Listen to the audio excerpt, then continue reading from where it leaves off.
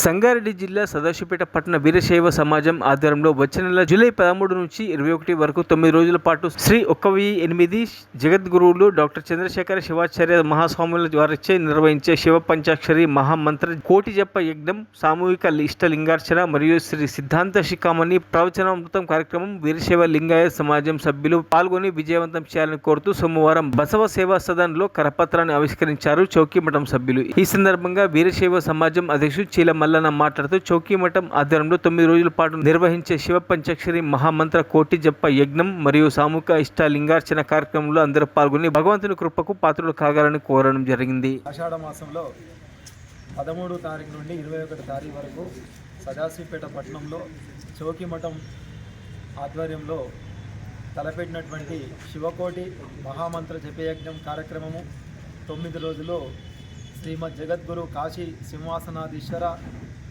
మన డాక్టర్ చంద్రశేఖర శివాచార్యుల యొక్క సాన్నిధ్యంలో సమాజ సభ్యులతో కార్యక్రమాన్ని రూపొందించి ఒక చక్కటి ఆధ్యాత్మిక ధార్మిక శోభ సదాశివపేటంలో కల్పించడానికి ప్రయత్నిస్తున్న భాగంగా మరి ఈరోజు కరపత్రాన్ని ప్రథమ ప్రకటనగా విడుదల చేయడం జరిగింది. మరి ఈ కార్యక్రమంలో అందరూ కూడా పాల్గొని కార్యక్రమాన్ని దిగ్విజయపరిచి ఆ యొక్క పరమేశ్వరునికి కృపా కటాక్షాలు పొందగలని కోరుతున్నాం. జై గురు బసవ. మరిన్ని అప్డేట్స్ కోసం మా ఛానల్ని సబ్స్క్రైబ్ చేయండి.